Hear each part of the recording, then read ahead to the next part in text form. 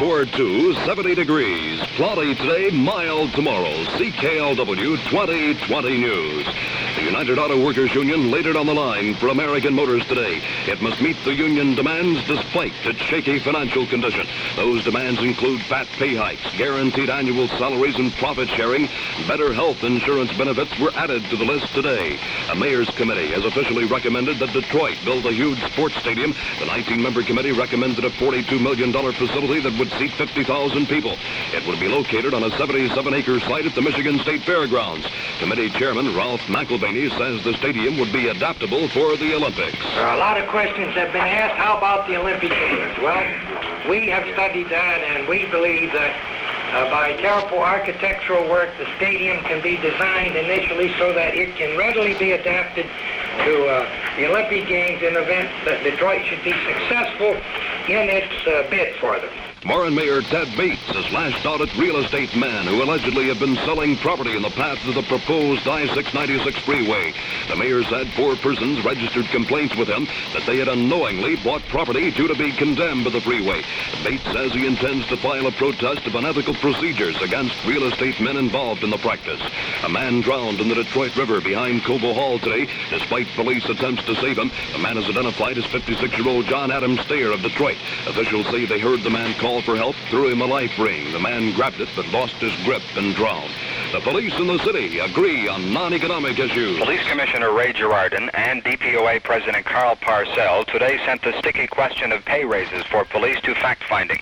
In announcing agreement on major non-economic issues in the contract, Girardin and Parcells said they have asked Bishop Emmerich's Blue Ribbon Citizens Committee to select 7 fact-finders. Both sides will then select 3 of those. The 3-man panel will then attempt to resolve the remaining issues, which Girardin says include the question of payment for overtime worked during the recent sick call boycott and pay hikes. Jim Brooker, CKLW 2020 News. The CKLW Woman of the Hour is Mrs. Joanne Jones of Melbourne, Australia. Mrs. Jones gave birth today to quadruplets after taking a fertility drug. Her new son and 3 daughters are all reported healthy, and she is in excellent condition. The fertility drug developed in Sweden has led to previous multiple births. Within the space of 2 days in 1965, 2 women, one in Sweden and one in New Zealand, gave birth to quintuplets.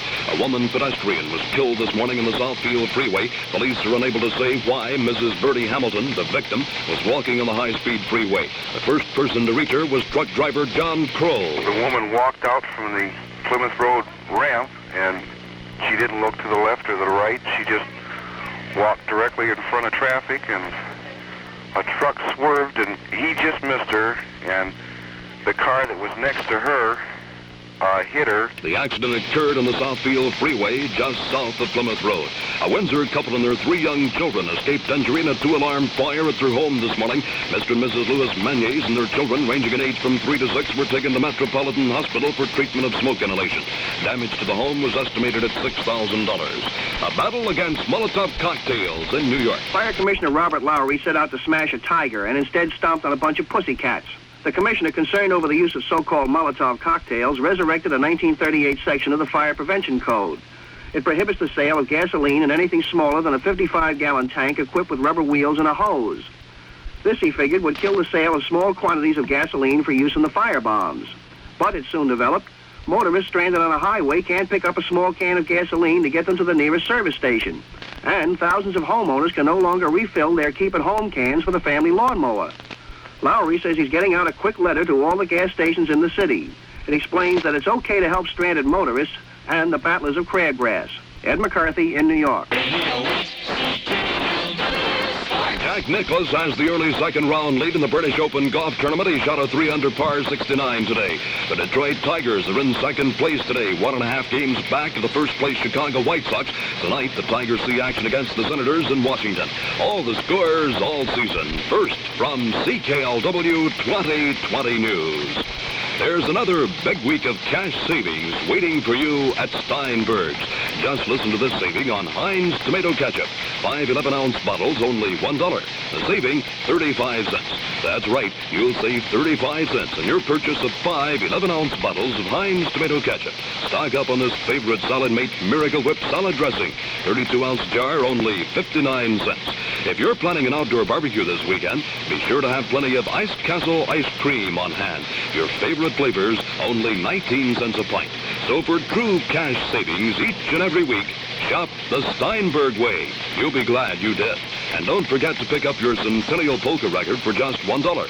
All profits will go to the Indian Eskimo Association of Canada, a Steinberg Centennial project. CKLW weather. And then Gary Mitchell plays much more music. Partly cloudy, chance of showers today, high 75. Cloudy and cool tonight, low 55. Cloudy tomorrow, high 74. Fair on Saturday. Water temperature at the fun beaches, Lake Erie 66, Lake St. Clair 70. The present temperature is 70. Don Patrick, CKLW 2020 News. Radio 8, CKLW.